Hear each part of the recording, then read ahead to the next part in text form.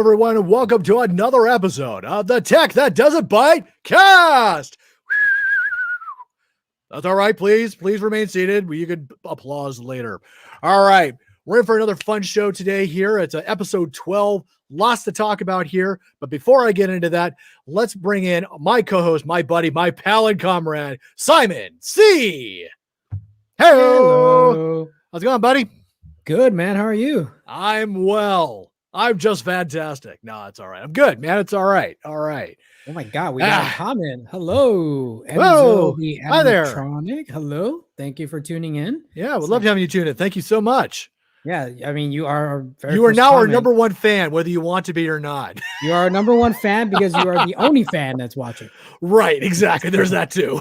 So, thank you, Enzo. Well, thank you. Well, we hope you enjoy our show today for sure. All right, so we got a lot to cover today, that's for sure, in terms of what's going on out there, and apart from YouTube being down for a big part, but that's all kind of related that to was last night. That was yesterday. God, that was a nonstop party right there. Yeah. So you know what? Let's jump right into YouTube, Google, and all that happy stuff. Simon, bring it on, man. Let's see what you got. All right. First story, Google yesterday had their Google I/O event for their developers. Right. And there were a lot of things to cover, but we're just going to cover, I think, probably one of the big topics. And basically, Google shows off Android 12's huge UI overhaul. Ooh. So, you guys that have an Android phone looking forward to Android 12, you're going to get a different, completely new UI design. So hopefully Google, it won't be confusing. I'm so used to the one I'm using. Well, we'll see. I'll talk more about that. Let me read the article. All right. So Google I/O kicks off today. This article was from yesterday. And the big news is that Android 12 is getting a huge new design. This article is from Ars Technica, before I continue on. Mm-hmm. Google calls the new design Material U. And just like in the leaks, it's a UI that changes colors like a chameleon. For now, this design will only show up on the Google Pixels, but Google says it will roll out across the ecosystem to the web, Chrome OS, smart displays, cars, watches, tablets, and every other Google form factor. So it's going to take a while for you to get it, in other words. Yeah, sounds like it. If you don't have a Google Pixels device. So very heavy upgrading, to be sure. Yeah. Exactly. The new interface is powered by a color extraction API that can pull the colors out of your wallpaper and apply them to the UI. This sounds exactly like the palette API that was introduced in Android 5.0, along with the original introduction of material design, but it's apparently a second swing at the color extraction idea, and Google is heavily using it in the UI now. The demo interfaces feature customized highlight colors, clock faces, widget backgrounds, and more, all matching the color of your wallpaper. Besides new colors, there are also tons of layout changes to the quick settings and notification panel. They'll dive into this more as soon as they get some code to play with, which might only be when the final version of Android launches. So yeah, completely new design. Sounds like it. Yeah. And looking at these pictures, so yeah, it looks like very cool stuff. Very cool. I wonder, like, man, I wish we could test this out, but we don't have a Google Pixel. Like, not. I have an Android phone. You have an Android phone, but I do have an Android phone. I know my Android phone won't be getting this update ever. Right. I'm pretty sure mine won't either. Mine's an S8 Plus or something like that. So yeah, it's definitely. Yeah, I would have to upgrade the phone itself, which invariably I'll probably be doing within a year or two. I think at some point I'm going to upgrade my phone, but I haven't even really considered it as a thought, just for that. But yeah, but like the part I'm worried about is, yeah, it looks cool and all that, but how many people will actually be able to use it because of the fragmentation with Android? You know, you can't get it the day Google drops it. You got to wait to Samsung drop it. Right. And that takes a while. Yeah. And then sometimes they don't drop it off for all phones that are supposedly support it. Right. They go like, here's a few phones.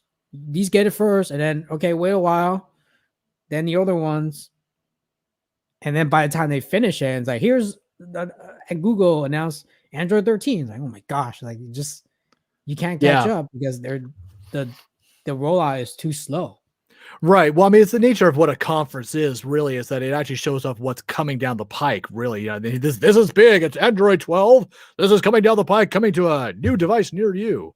So, yeah. Coming to a Google Pixel near you. Coming to a Google Pixel near you. So go buy one. You have to. You need to. I mean, that's the reason why I recommend, Google Pixel phones over the other Android phones. Like, not that it's not that they're bad phones. It's just their software support is so much delay in getting it. Yeah. Whereas the Google Pixel is like, okay, Android 12 dropping on this day. Bam, you get it the day it arrives. Well, that's how they plan it. It's not necessarily a good idea or a bad idea. I don't think that's how they plan it. I think that's just how it became, to be honest. Well, no, I don't know. I've done a bit of software development in the course of my life, and usually it is planned. That sort of thing is planned. So they definitely plan. Okay, if it's planned like this, then it's a horrible plan. No, I'm inclined to agree, because if they wanted to cover the entire Google landscape, like the article pointed out there, then yeah, they would have had to have planned. Okay, these devices require these specifications going forward. So when they make the new hardware, it can handle Android 12 and any newer versions from that point forward.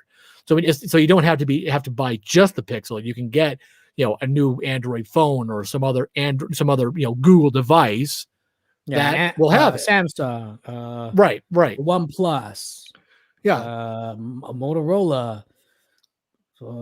I was gonna say LG, but they're leaving the phone business. So right, so they're out, unfortunately. But yeah, I mean, being a Samsung user myself, yeah, I would absolutely love to use Android 12 if it's a big improvement over what I'm used to using. But if that's not going to happen, you know what? My life is going to go on one way or another, whether I buy Android or iPhone. And I'm pretty sure I'm going to buy an Android. I'm pretty loyal to that. I like the way it works, so it works for me. You know what? Don't care. It's good. I'll probably get Android 12 or whatever future flavor they have of it down the road. Yeah, it's going to happen. So I'll get to it eventually. It's not going to end my life if I don't have it today. So well, you're very rare. That's very rare, because for most people it will. Yeah, they want the latest and greatest. Well, yeah, I'm not an Android fanboy. Like, there are Apple fanboys, and I should say fangirls. I want to make sure that when I say fanboy, I'm actually including the women too. I want to just say fans. Fans. But see, fanboy with BOI just sounds funny. That's why I say it. Anyway, so fangoils, there we go. But loyalties. Well, that's good. Brand loyal Apple users. Yeah. But well, I can't say brand loyal Android, because Android is not really a brand. Well, it's an operating system. It is, but you do have loyal Windows and Apple users, I would imagine, that are loyal to the OSs too, or at least the makers thereof. Users. Yeah, there you go. So it would be you're right about that. Yeah. So either way, if you're if you choose to be part of the Android universe like I am, it's going to reach you eventually. I mean, unless you absolutely have to have it and you're frothing at the mouth. You know what?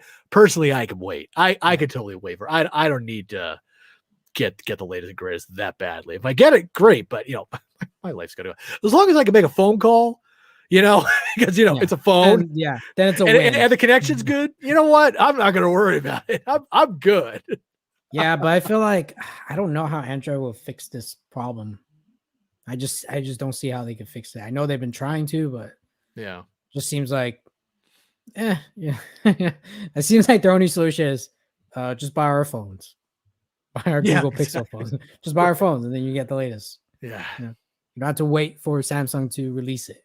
Yeah, well, no, I would hope that in the development of the software, they've actually would have passed along the specs to the various manufacturers, like Samsung, for example, so that they can start producing hardware for that after they test it, go through quality review and all that good stuff, which is a normal thing to do. Hopefully that'll take care of it. Who knows? But yeah, it's a lot of manufacturers that have to go. Well, no, it is, but if they're going to upgrade the hardware to accommodate the OS, then they need to upgrade the hardware to accommodate the OS. That's how it's got to work. So they'll do it. Then you got to get Samsung to be on board. It's like, hey, you got to do this, to make this optimized, and Samsung be like, we're not gonna do it. Well, no, they'll do it because that's how they're going to get their money. Is they're not going to sit there and use the old OS and keep making new phones with the old OS. At some point, the old OS isn't going to be useful anymore, or it's going to be what's the word I'm looking for? It's going to be outdated, obsolete. So yeah, they're going to have to upgrade to the Android 12 anyway. So we'll see. I mean, the only Android phone I'll ever buy, it's gonna be Pixel if I ever buy another one. Oh yeah, yeah. Like Samsung's cool and all that. Well, except with the whole eSIM fiasco, not really cool. So, well, yeah, not really cool. So maybe a OnePlus, but they use their own version of Android. So I want something that's like out directly from Google, nothing that's skinned with their versions. Like, here's our customized version. I don't want yours. I want the one that came up from Google. Right. No, I totally get it. Yeah, we obviously you and I have different priorities on this. Totally cool. I get that. And you know what? And I respect that too, Simon. Whatever, man. It's all good. All good. Yeah, I like Android too.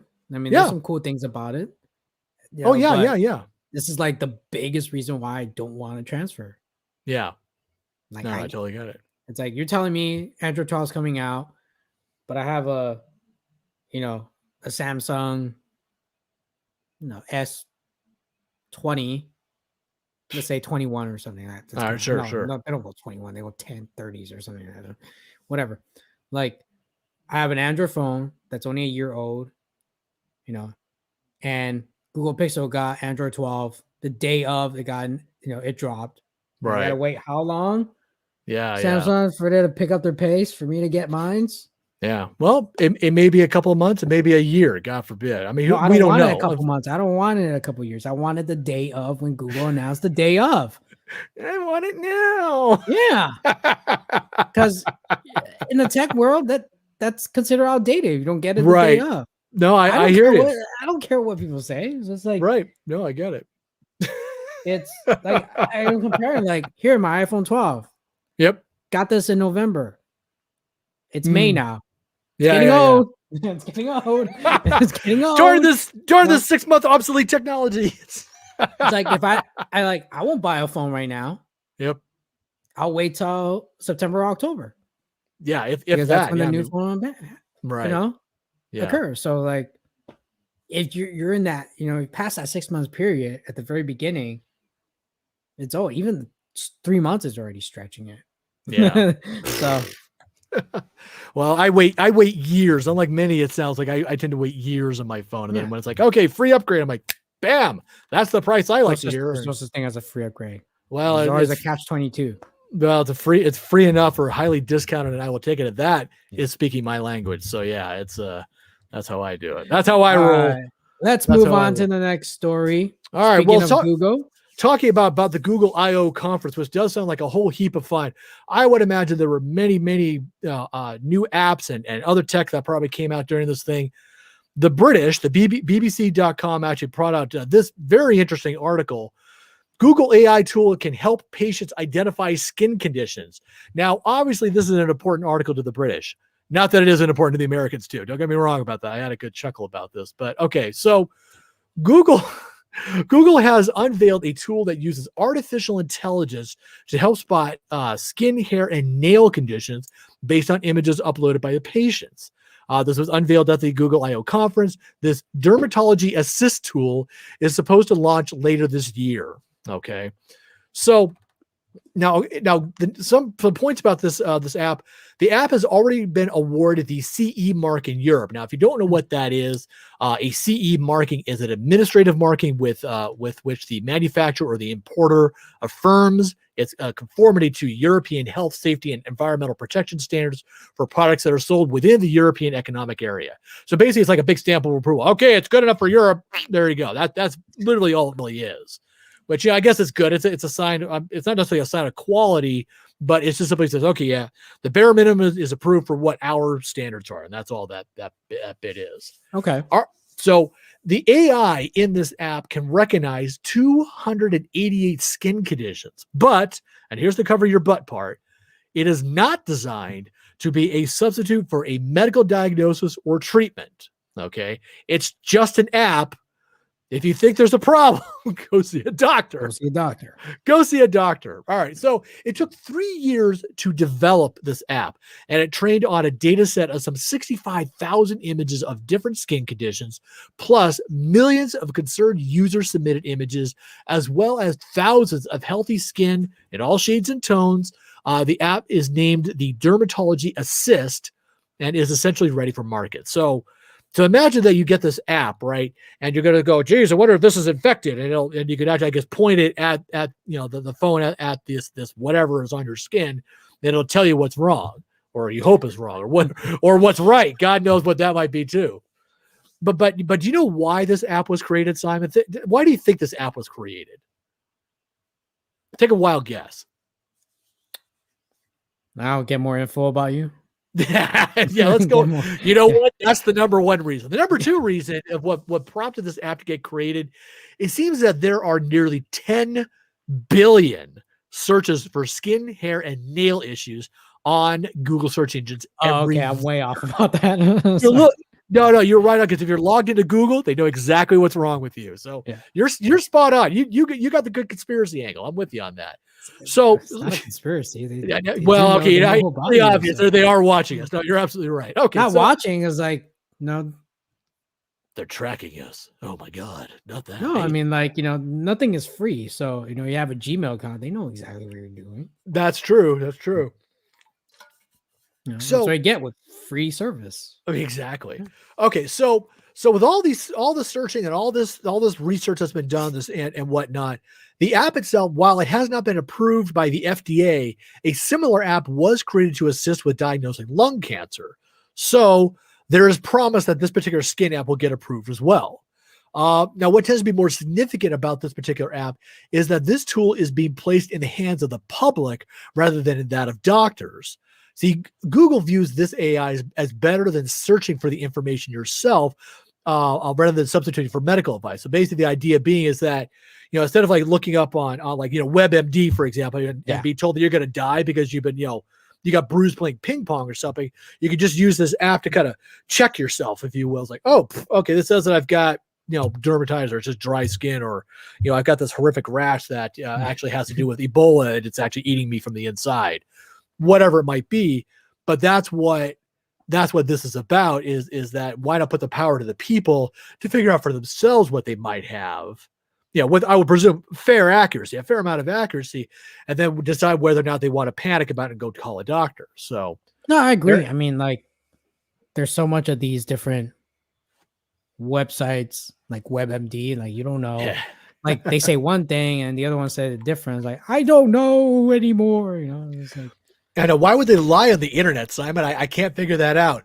I don't think they're lying. I just think they have two different opinions about it. Right. Both would seem equally valid, God forbid, if you're not bright enough to filter your way through it. Different doctors have different ways of treating things. So right, but there is a standard they would have to abide by, and I would bet that if you got well, okay. Now it's fair. I'm not a doctor, so I don't know. I'm not a doctor either, but that's why this app's built. Right, exactly. But I mean, I can tell you one thing. I mean, being like a tech support agent, which is nothing even really akin to a doctor, techs so far from it. From it, man. Well, no, we have to diagnose problems, figure out a way to fix it. Doctors are the same way. Need to diagnose the issue, figure out what needs to be done to resolve the issue. Same concept, completely different ideas of consequences if something goes horribly wrong, but it's the same idea. And 9 times out of 10, a tech is going to look at something and go, oh yeah, you want to go this route. And they're going to go pretty much all the same route. Somebody might have a different idea or try something weird. That's fine. Doctors will do the same thing. Oh, you got a little rash. Okay, why don't you, put some cortisone on it or something like that. And they'll go along with that. Most doctors will do that and go, oh my God, no, you need to be using, aloe vera and some other, voodoo mix to resolve this, and you're going to get docs like that, but if they both work, they're not wrong. but it's you hope that you're just not allergic to aloe vera or cortisone for that matter. So yeah. But hopefully this app gets approved in the States. We'll see how that goes. We could use it. Yes. Does this look infected to you? I don't know, man. Here, use this app. Here, use this app. You can see don't use it. Don't show me it. Don't show it. I don't need to see it. I don't need to see it. No, I don't want you taking pictures of it either. That's just gross. All right. Andy, back to you there, my friend. What do you got there? So, go on. Tell me about it. No, I'm a little disappointed in this feature because I tried it out myself. The Apple TV color balance feature may make image quality and colors worse. So it does. No. So Apple TV's color balance calibration feature may make color accuracy and image quality worse on some TVs. Test has found via AFTV News. So this article is from Mac Rumors. Professional television calibrator Vincent Teo, who runs the YouTube channel HD TV Test, put the Apple TV's color calibration feature to the test on a range of popular TVs in a recent video. All right. The Apple TV's color calibration debuted in tvOS 14.5 and iOS 14.5, giving users the ability to hold an iPhone with Face ID near the TV, and after tapping a notification, the iPhone front-facing camera and ambient light sensor will begin to color measurements and automatically tailor the Apple TV's video output to deliver supposedly more accurate colors and improved contrast. It's scanning me. Apple says this process will result in improved picture quality and without adjusting the TV's settings. Right. Now, Teo found that in a number of cases, Apple's calibration feature actually made color accuracy worse, even going as far as it incorrectly shift the color output of a high-end Sony mastering monitor.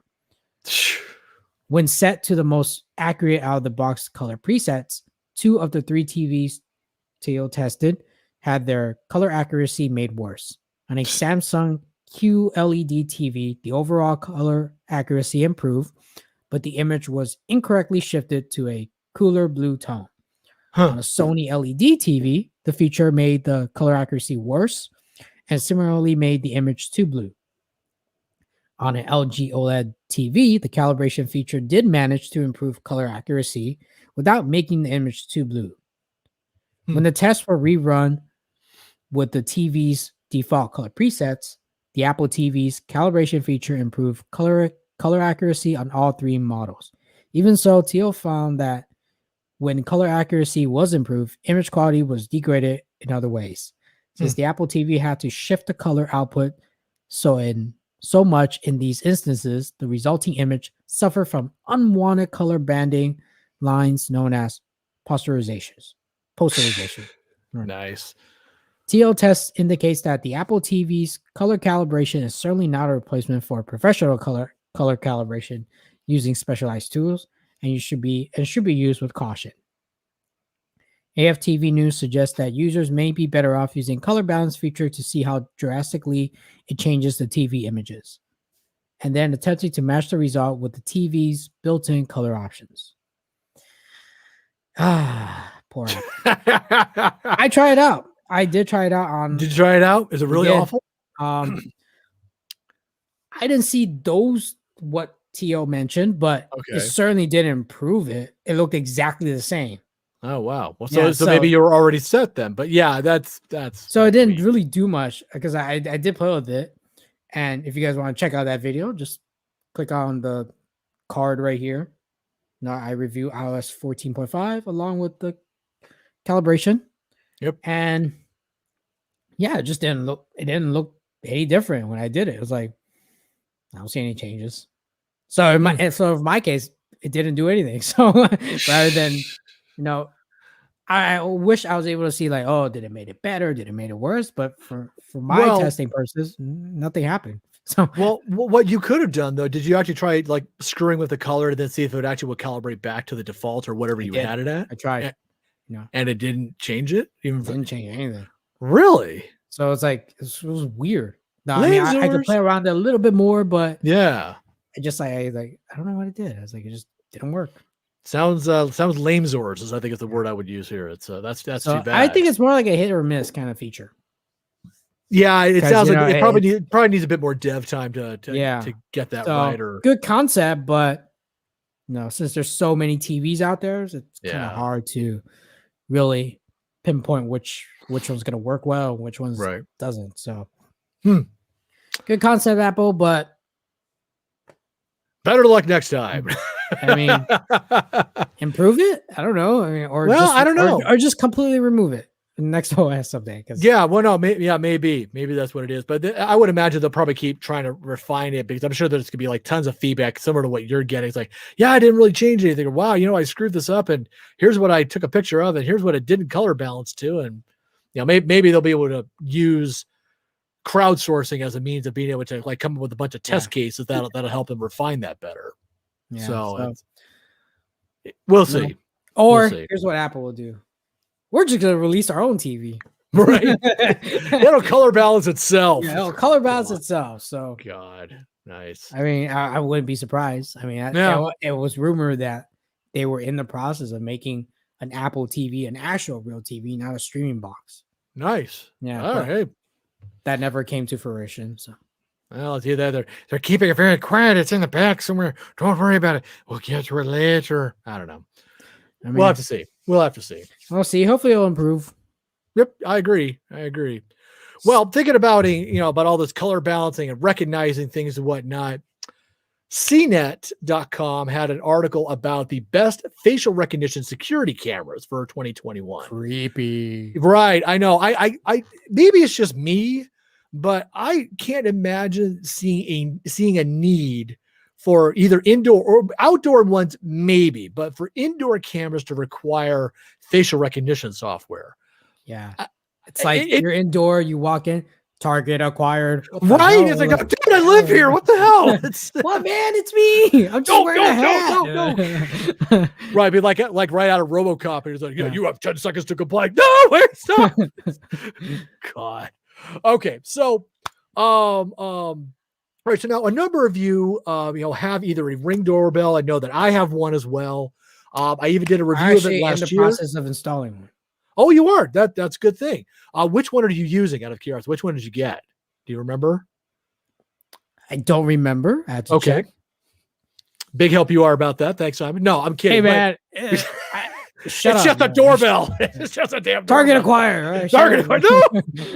Okay, so as you may recall, I did a review of the one that I had last year, and it worked really great. I have since upgraded my Ring from basically like the original generation to a generation 4. Basically, Ring Doorbell 4 is what I have now. And I'm not going to lie to you, the picture quality is 1,000 times better. It is unbelievable. And the price of it ran for about $200 from the Ring.com website. So if you're interested in getting one, yeah, it does. But you know what? I'm not going to lie. The damn thing is awesome. And it's really good. I have a couple of quirk issues with it, but beyond that, it's pretty slick. Maybe I'll do a review of it later. I'll kind of a follow-up review. Yeah, that'd be great. And then, I should do that. And then talk about how it works well with your solar lights. I mean, not your floodlights. Well, right. Yeah. See, here's the floodlights. I know exactly, right? Yeah. Well, actually, I got some Ring floodlights as well. I mean, this is all inspired because my neighbor got broken into. But again, that's a whole other thing. I could talk about it another time. All right. So if you got video doorbells and you're interested in security cameras, if you're interested in this stuff, there are some that come with facial recognition software. Now, again, as I've reiterated, I don't get why you would need facial recognition software for your indoor cameras. But the point of it, though, as according to the article, suggests that it makes a database of people who visit your home all the time, like the mailman, and then alert you of it. So CNET came up with their best 3 in their opinion. So the best overall camera is an actual doorbell camera. It's the Nest Hello, made by Google, and the best value. I know, right? Yet like YouTube, right? Well, the Google Nest is actually a pretty slick setup in and of itself, but that's a whole other story too. The best value, though, that they came up with is the Tend Secure Lynx. That's LYNX, like the animal.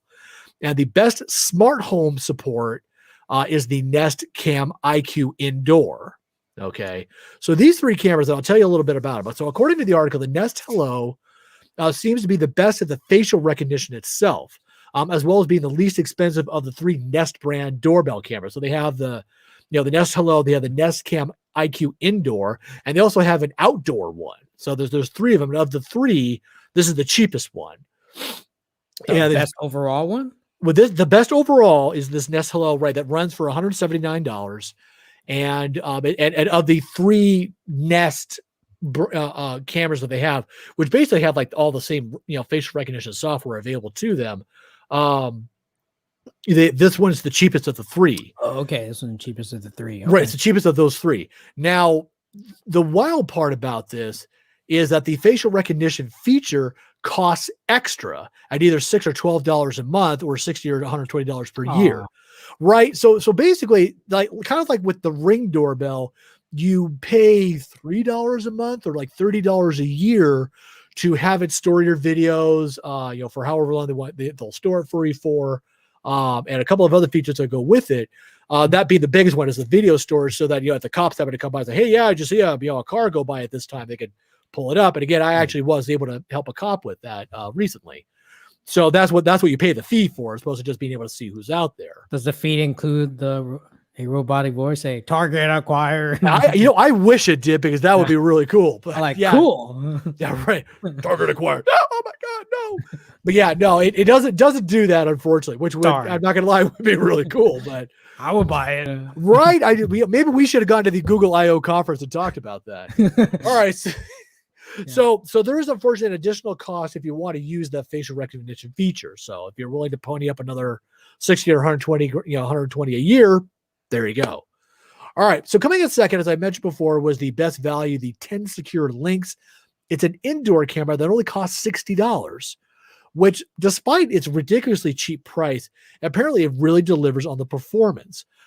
It has several free services, such as a 7-day event-based video clip storage and the facial recognition software. So for $60, you can you get this indoor camera, films everybody, takes care of whomever's in there, and it stores all that stuff for like 7 days, and it'll also do the facial recognition stuff. So after you create this database of familiar faces, there unfortunately seems to be a bit of a learning curve for Lynx to figure it out.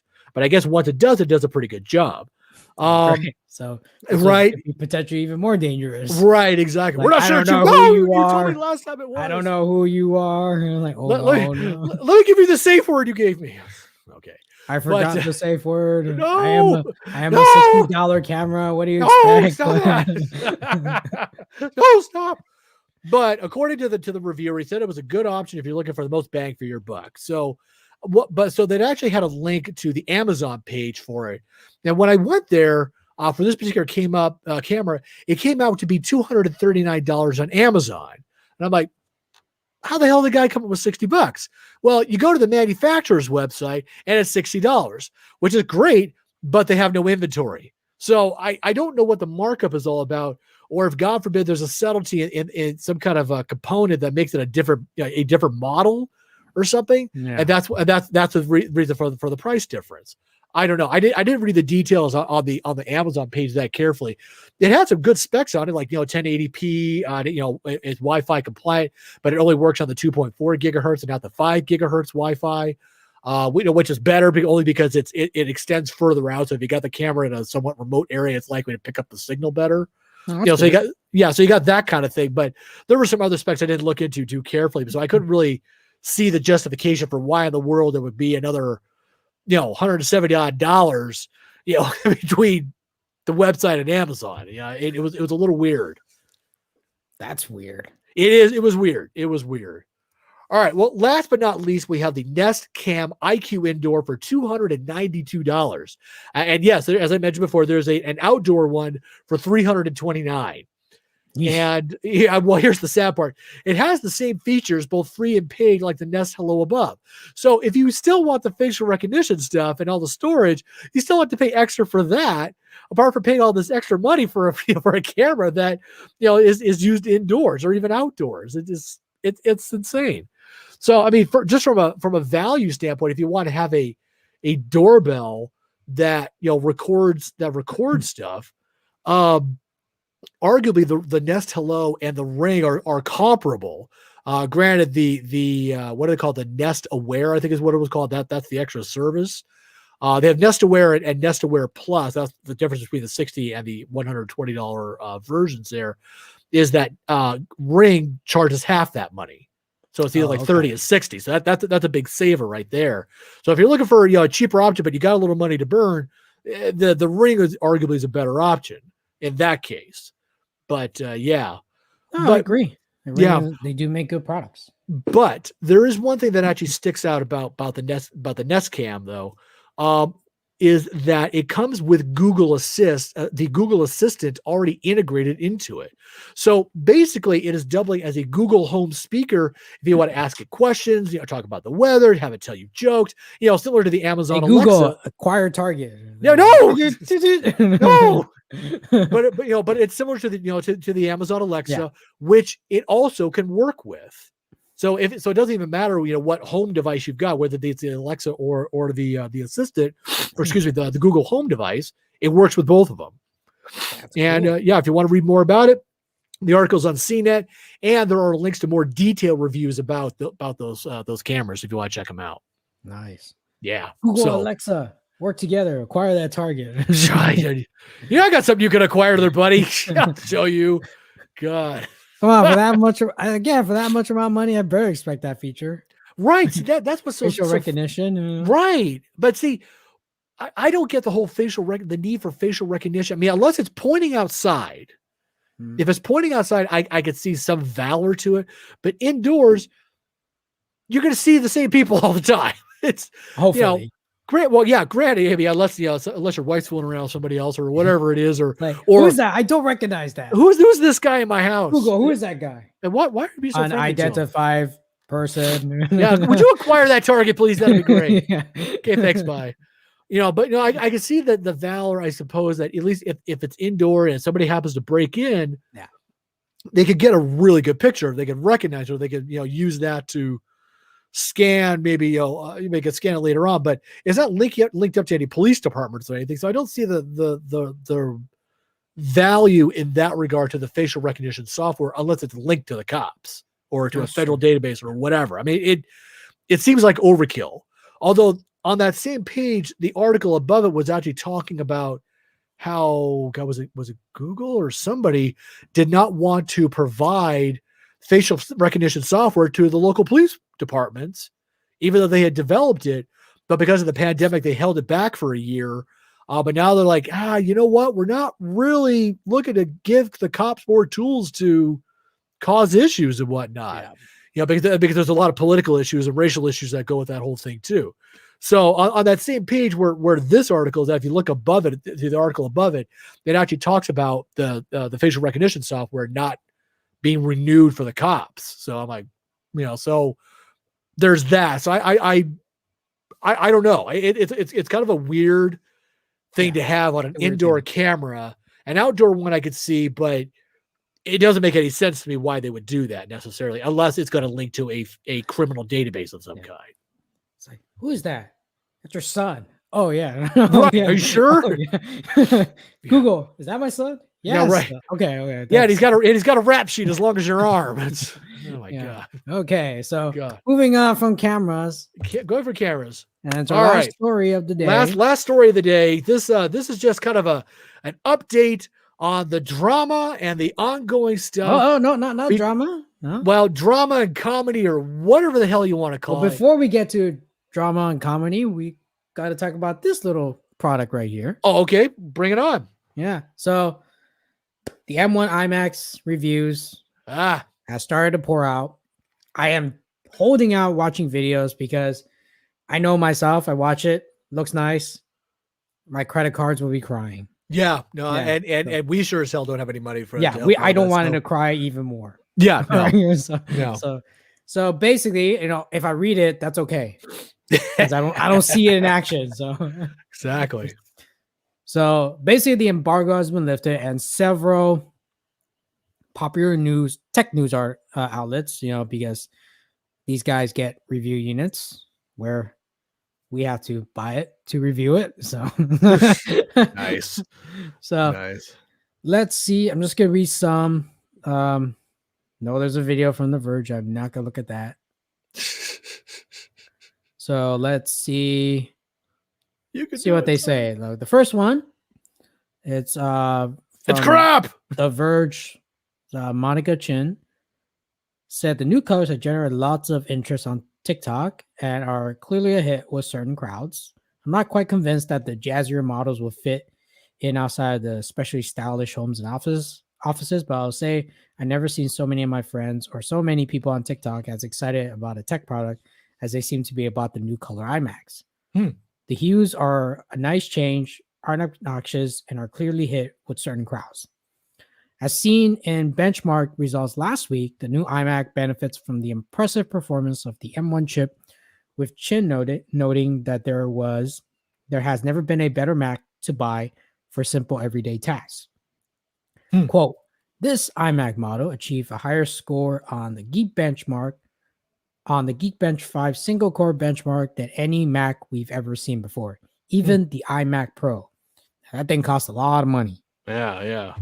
That means if you're looking for a device for a simpler everyday task that don't scale to every available CPU core, and that largely seems to be the demographic that Apple is trying to sell this machine to, there has literally never been a better iMac for you to buy. Benchmark results. You can do it. Benchmark results revealed the new iMac is up to 55. God darn it, I can't read it. You can do it. You can do it, Simon. You can do it. Benchmark results revealed the new iMac is up to 56% faster than the previous high-end 21.5 inch iMac with an Intel Core i7 processor. Okay. So, oh my gosh. I don't want to read anymore because I'll be click. Oh my gosh. Don't post videos, guys. No, don't do it. But yeah, it seems like it's getting good reviews. Yeah. So far, so good then. Well, maybe some decade we'll get the money together. We could test it ourselves. Yeah. Well, I think decade, like far off decade. By the time it'll be like M10 or something. Well, that's fine. By that time, we'll have the money to actually get the M1 and actually test it. So, wow, so it really is good. These guys started testing the M1. You're like, whoa, slow, right? This is fantastic. It's great. Well, I mean, like for something that's fast and all in one. Okay. And for an Apple product that starts at $12.99, not a bad deal. All right. Sounds like a fun machine. Well, hopefully we'll get more detailed reviews about it. We can read more about it and see how good it really is against other machines. So that'd be pretty cool. I really want to see how it's kind of hard to do testing on a Mac and then compare it to a PC because they're both running different operating systems. Well, so it won't be that accurate, but they could throw in some most common used apps like Adobe Premiere Pro. Sure. Run some rendering tests there. So. Right. Well, I mean, you gotta run it against either PCs and or other Macs and whatnot, just so you can at least have a basis of comparison and kind of benchmark them that way. So whether you get like the new PCs, to race against the M1, you know what? I mean, you're basically going newest generation of chips versus newest generation of chips. So that's about as apples to apples as it's really going to get. All right, here's my theoretical question for you. All right, bring it on. Let's say future iMacs, like next year's iMac, because let's face it, we're not going to be able to review one this year. So. No. Probably ever, but go on. Yes. No, never say never, but not this year. Maybe not this decade either. But yeah, go on though. We got you. Let's say the next iMac comes out, benchmark test ridiculously faster than a PC. Okay. And let's say if Microsoft ever gets their stuff together with get their heads out of there, releasing Microsoft Windows on ARM processors, rather than just having it like a insider preview kind of thing. You had Right. to sign up for. It's like it's not available to consumers. Can't buy that. Right. Let's say that Apple's like, not Microsoft, like, okay, no, I changed our mind. We're gonna release Microsoft Windows 10 on ARM processor. Okay. Now you have an iMac that you can run OS 10 on. Oh, not OS 10, Mac OS. They changed the name of it. Okay. And the big and, okay. Big and. If the big and if, right?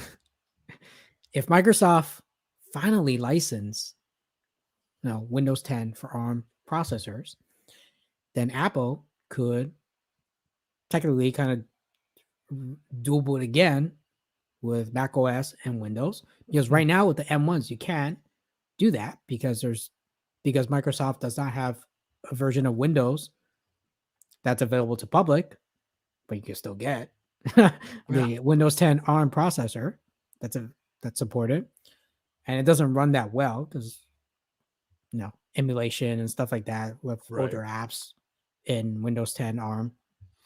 Very technical, geeky, but let's say they get all that stuff resolved, and the iMac still costs $12.99 starting, and you're looking for a new computer. Is that something you'll get? And it runs both Mac OS and Windows. And it can run both at the same time.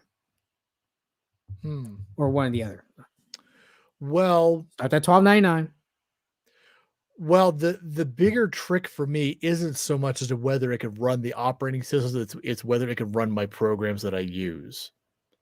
Now, granted, obviously, if it's using the Windows OS, then yeah, theoretically, my software should work on it. I'm pretty sure it won't go Goldwave, okay? All right. So it might not. You never know, man. You never know. What software you're using at what? WordPerfect? What are you using, man? No. Lotus? What are you using? I don't know. I use Word. Thank you very much. I use Word. Yeah. Does he make it sound like I'm using this really old ancient program? No, just because it's old, just because it's old doesn't mean it doesn't work, man. That's my only defense. It does what I needed to do, and I'm familiar with it, so I don't have to relearn stuff, like switch from Goldwave to Audacity or something like that. Some decade I might have to do that. I won't be happy about it because then I got to relearn all this stuff. I got to go through that big learning curve of this is how you edit your software, and oh God, Jesus, stop. But then again, it may be so much better than there you go. But you know what? I probably would consider it if the Mac was that much faster and there weren't any relevant PCs to it. It is entirely possible that I probably would consider buying it. So I'll say could. Now, mind you, I've not used an Apple machine since I worked at the web hosting company, and at a personal level, I don't have a need for Apple software or an Apple machine. So it really wouldn't make sense for me to buy one, whether it's dual or not. It wouldn't make sense for me to buy one because I would never use any of the Apple stuff. Granted, I'd be using the chip, and I would imagine I could probably upgrade the machine with all sorts of other bells and whistles and make it a really good, strong, mostly a gaming rig, but that's what I do. And I wouldn't use that for gaming. no. If Windows works with it, then theoretically the games would too. At least Windows the games that ARM.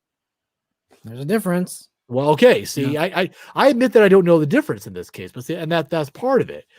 What I do is I do a lot of gaming. I do a lot of sound and video editing, browse the internet like nobody's business, just as you do in that case.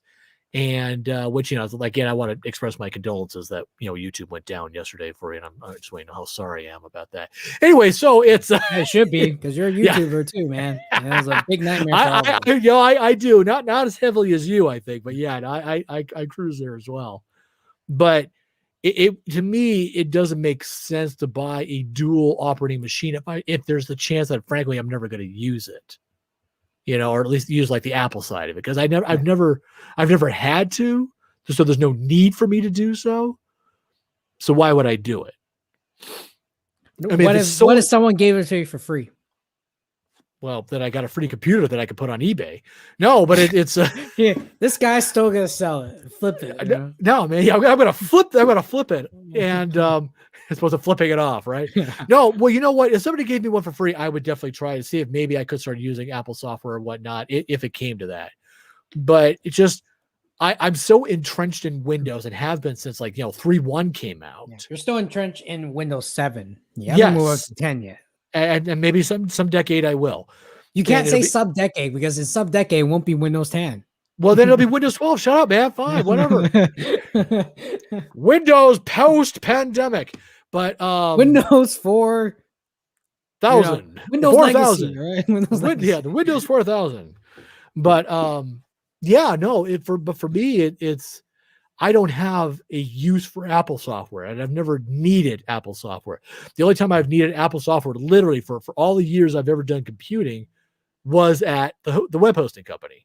Yeah, and that's literally it. I might have actually dabbled with it in other places, but I've never used it extensively at a personal or professional level, except when I was at the web hosting company. So I had to get familiar with how Macs work, and God knows, and I will say, Macs have a very awesome design. I will say that their desktop computers, when you build everything into the monitor itself, so there's no wires, there's no big box you got to lug around, all that jazz. Oh my God, that is cool. I mean, real. I was just blown away. Like, wait, where's the computer? Oh, it's in the monitor. What do you mean it's in the monitor? I mean, really, I was in the monitor. Where? Is it in the monitor? And I look on the side. There's all the USB ports, all this other stuff. I'm like, I was impressed by it. So I'm like, wow, that is cool. It's a shame that PCs don't do that. I mean, they could, but they don't put effort in it. Right. As much effort. Right. I know. They just got to find somebody to do it. Just takes one. But either way, No, speaking of, using Mac, if someone, let's say one day I bring a Mac over. All right. Will you still remember how to use it? Hmm. Kind of like riding a bike, you might have forgotten for a couple of years, but a few minutes, like, oh, okay, I'm used to it again. Yeah, no, I could, because actually both of my parents have one, and God knows that they have me fix it every once in a while. So I could get around okay, but obviously if it gets a little more complicated, then I got to start looking stuff up so I know where I'm going. Whereas with Windows, it's kind of like, oh yeah, no, I got this. Yeah. Oh, I think I know where this is. Nature right there. Right, exactly. Because I've been doing it for so long, I intrinsically tend to understand Windows a lot better than Mac. But yeah, so if somebody gave me one, yeah, I'd fiddle with it and see what I could do with it. Maybe I'd use the Apple side of it, but I don't know, honestly. But it seems unlikely that I would use it. So that's probably the answer I should give you. Is that I would unlikely use it.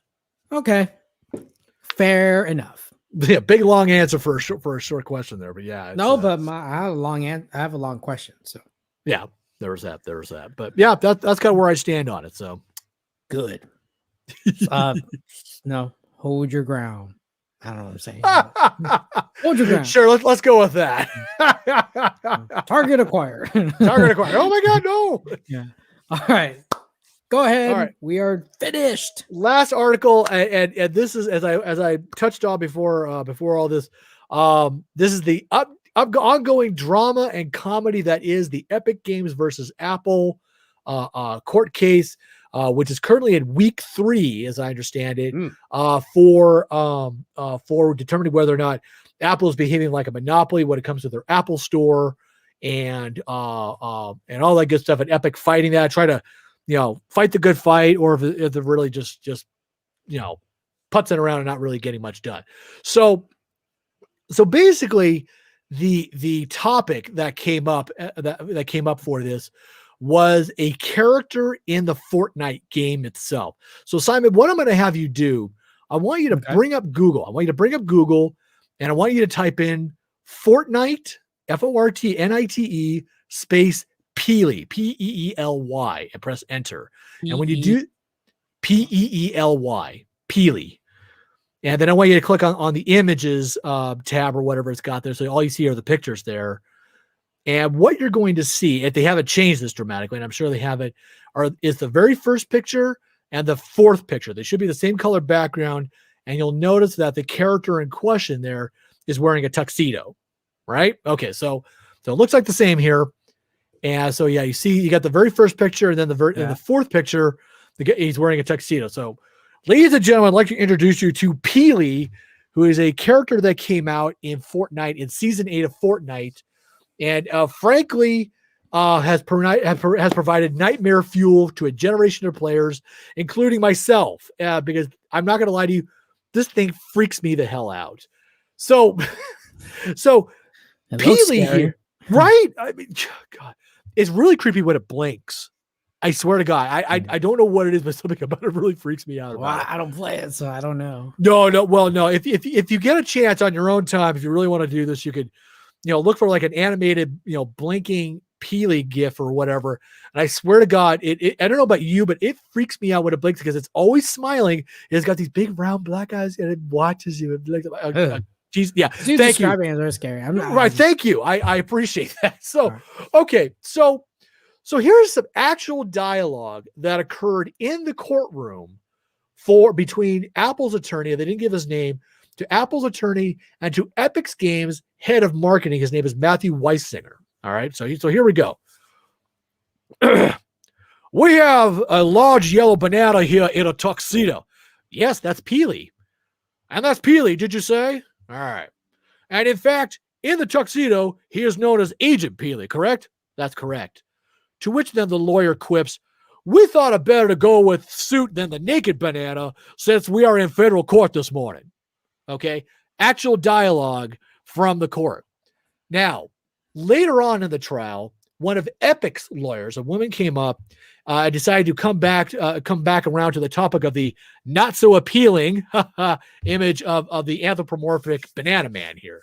So there might have been an implication to show Peely without a suit would have been inappropriate. Do you recall that? Well, yes, I recall that. Is there anything inappropriate about Peely without a suit? No, there is not. Which as I've been touching on, I kind of agree with this. I mean, Peely naked and Peely clothed are equally terrifying to me. It really is. It's awful. So she brings up the picture. So she brings up the picture of the naked Peely, right? And she says, "Is there anything inappropriate about Peely without clothes?" To which Weisinger, he apparently thought about this for a long moment, and he simply said, "It's just a banana, ma'am." And that's it. And that is now part of court records on the internet, forever etched in stone. What a waste of. Oh my God. Just like. Oh my God. So what's that gonna do with I don't know. What's that gonna do with the banana has to do with the case? I don't know, but I gotta at least give credit out to Kotaku.com for having this as a sort of a sub article I was looking at in regards to the case itself. And I saw this dialogue. And I'm like, are you joking me? So I decided to go with this little bit of trivia, if you will, trivial side of this, as opposed to like going to the case itself, which really was incredibly boring. But apparently the other side of this is that Epic is not pounding on the Apple individuals as hard as they could be in an effort to make them look like they're really horrible bullies and bad people. So I don't know how that's going. It's probably going to go on for another few months, and maybe eventually it'll maybe by year's end it'll be done. Who knows? But I found this and I'm like, this is absolutely ridiculous. I need to share this one. So there you go. It's just a banana, ma'am. That's all it is. Well, no, because if you look at that set of pictures again, Simon, if you bring that up again, just to show you how bad this is. All right, yeah, bring up the images again. Okay. Now, if you scroll down a little bit here, you have to scroll down a little further. There you go. Third row, far right picture. What do you see? This one right here. Let's see. What are you pointing at there? Point at it again. Third row, far right. Third row, far right. Oh, okay, I don't see a mouse moving on there. Yeah, that's the one. Okay. You will note he has Wolverine claws made of banana. Yeah, it's just a banana, dude. It's just a banana, ma'am. Exactly. They had a crossover between the X-Men and other Marvel superheroes, and obviously with the regular Fortnite characters. So if you acquired a mutant power, banana claws.